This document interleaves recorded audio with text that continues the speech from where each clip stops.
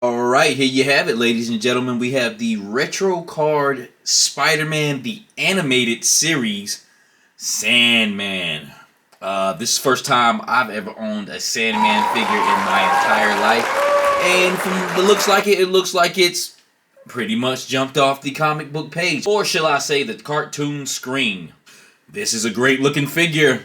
I'm going to bring it in a little bit close so you can see what you got going on here. So, pretty much have the two-toned green striped shirt that he usually wears. And in the package here, this bubble package, you have the typical Sandman, looks like a mace hand.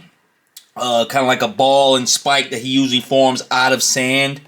And looks like you have like a clobber and like a meat cleaver, almost kind of sand hand here. You can see that. Hopefully I got it clear enough for you guys. I'm going to back him up a little bit. The thing I like about this figure right here, he has that cool hole in the head. I think you call it a T2000, maybe T1000. I love Terminator. I don't know the damn numbers off the top of my head, but he has that big hole in his head like he got shot with a shotgun, which I'm going to have some pretty good time filming and doing some photography with. Once we get out the package here, you'll be able to see it a little closer. I'm going to back it back up. Typical retro Spider-Man card here with the buildings in the background. Just like how the animated series used to come on. If you're not familiar with the animated series in the 90s, the cartoon would have a 3D effect where it would show cities. And sometimes in between the cuts of switching to scenes, they would show 3D buildings. Even though the cartoon was in a 2D cartoon form, they would have 3D splices inside of that filming of that show. Flip it over to the back here, you pretty much got the typical rundown, just kind of showing. It says a massive dose of radiation bonds petty criminal William Baker's body to sand, creating a massive threat to Spider-Man. And that's pretty much it. Everything else from here on down is in other languages that I don't care to go over because I do not speak them. I know I sound like a bigot saying that, but there's no need to go over them. I can't speak those languages, but it looks like it's in French with Le Petit, and I'm pretty sure there's some Spanish with the Uno de Sos. And please don't quote me, boy, because I ain't said shit again. I'm going to read that joke one more time. If you're an action figure collector, you pretty much know what the retro Spider-Man card is looking for. And if you're new into collecting toys, I pretty much showed it to you here. You can pretty much see that it is. Okay, so man, we're gonna get straight to it, and we're gonna crack this thing open and see what it's inside, because I can't wait to get this thing open. It looks great. See you in a bit. So here we go, ladies and gentlemen. We have him out of the pack here. And of course, like I do with all my toys, when I review them, I put the head on that I like the most. And I put some of the accessories on. And as you see here, I have the head with the hole in it. And behind it, I have a Baron shooting a submachine gun right through his head. I thought that would be a cool shot to start it off with. Just kind of show the playability with it. And like I said, with most figures, if I have a secondary head and I like it, that is the reason why I picked this toy up. For one, I picked this toy up because you don't have too many Sandman floating around out there. Especially that ones that looks like this. Pretty much stick to the script type Sandman that you envision in your head when you think about Spider-Man. And this one looks pretty cool. There was a Sandman Build-A-Figure years ago that was out there, but I don't have that one. This one right here cost me about 22 bucks, and I think it's a bang for my buck. It's not too much with it. It moves great. It stands great. I'm going to back up a little bit so you guys can see pretty much what's going on. Out here I have the accessories laid out.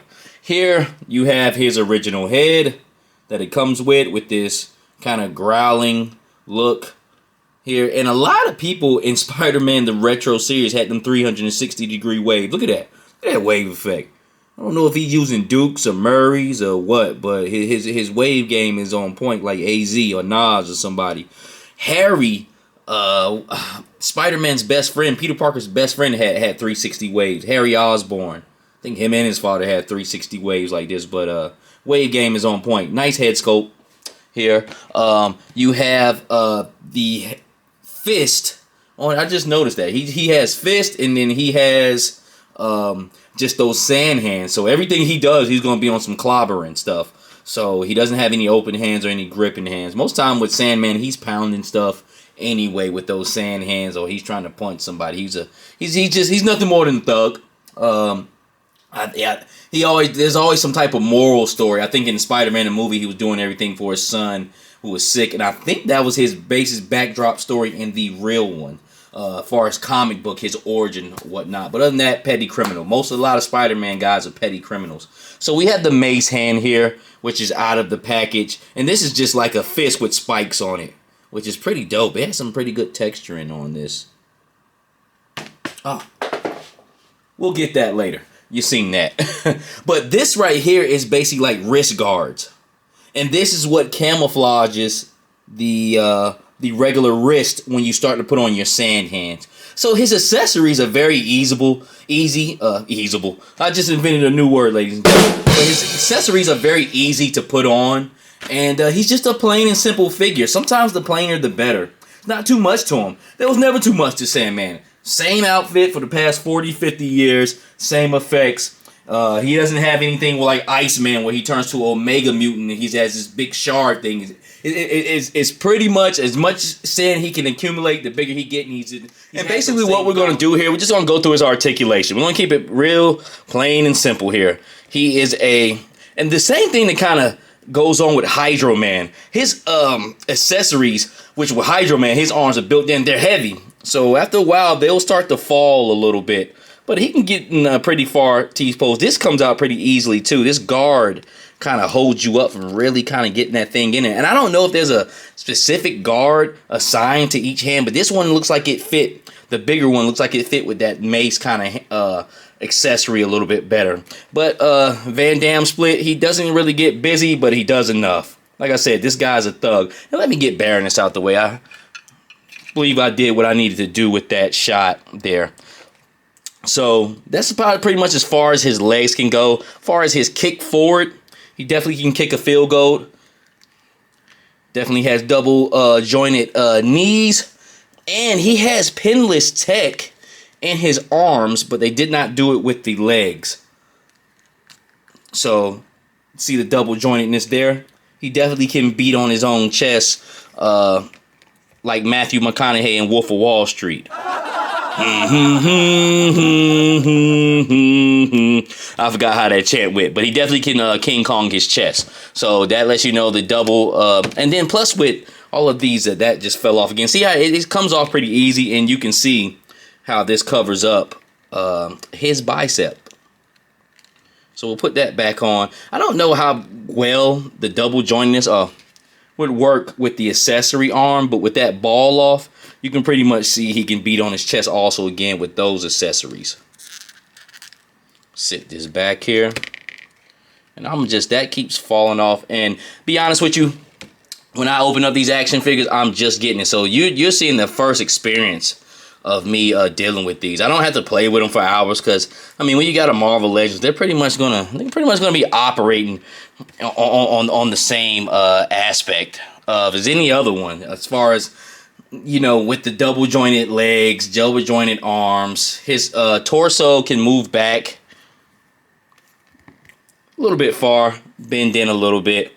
Once again, this is really not an agile character. And of course, when he turns into sand, he can do wonders of things, but this is a toy.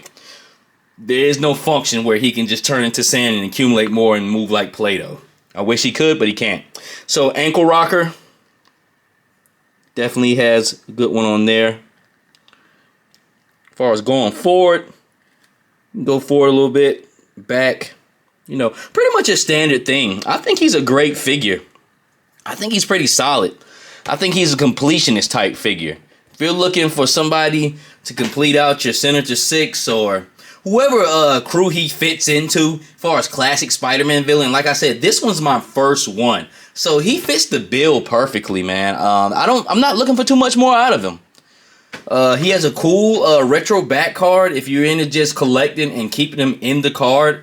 If you don't have a Sandman, I mean, this guy is great. There's not too much else to him. He has cool accessories. They have pretty good paint on him. Pretty good, I guess you say detail.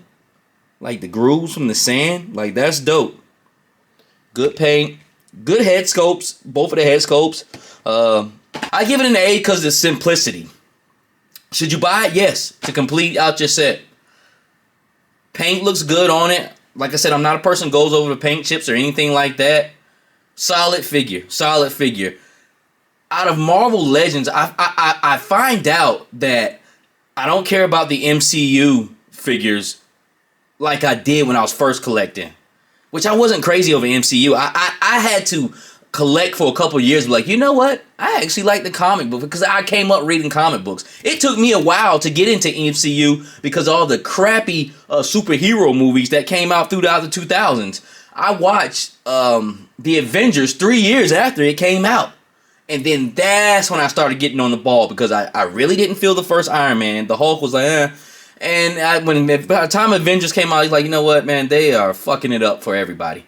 But people kept saying, yo, man, that's good. And I watched Avengers like in 2014, the first one, maybe 2013, whatever. But it came out, I watched it a couple years after it came out, man. But just to get back on subject, I'm into the comic book figures. This is an A figure. Definitely get it. And it doesn't cost you much. And that's what I was getting to. The retro cards from Marvel Legends now are starting to kick the regular line's ass. I'm just going to throw that out there. All right. Spider-Man retro, when the rest like X-Men retro first came out maybe about 4 years ago, they were okay. Now they're getting better. I believe there's a ode to Marvel Legends 20-year anniversary line coming out, and that's going to be pretty much good too. So the retro line, and you don't have to buy waves of the retro line to build something. So I guess that kind of puts a sense of detachment for certain people because I'm a completionist. Sometimes I'm like, you know what? I done bought 4 figures out of this wave. I might as well go ahead and just get the other 3. So it tricks me into, just buying the other figure. Well, not trick me, but it's a pleasure for me to do it, man. But make a long story short, comic book characters to me in Marvel Legends is better than MCU figures, and the retro lines are actually starting to kick the regular line's ass. But hey, Marvel Legends retro Spider-Man, Sandman, if you got the money, get it. And then I'm also going to go into just something different. I usually say God bless at the end, which I still would do God bless, but I also want to put a note of encouragement at the end of my segments here, man. Just because I feel like I can be a noble human being. I care about mankind, and if you can just do something kind for somebody in the day, do it. Life is short. You don't want anybody at your funeral talking about you in the back of their mind, be like, well, at funeral they're gonna dress you up and make you look nice, but people gonna think their thoughts like, he was an asshole actually. Hey, do good while you're here on Earth. Don't wait till the here and after. Don't wait till the end of your deathbed saying, oh, I should have did this and I should have did that. Do good while you're here. Be a person of integrity. If you can do a kind thing for somebody, do it. If you can just simply stick to your word and do something for somebody, do it. It's my word of the day. Till the next time. God bless.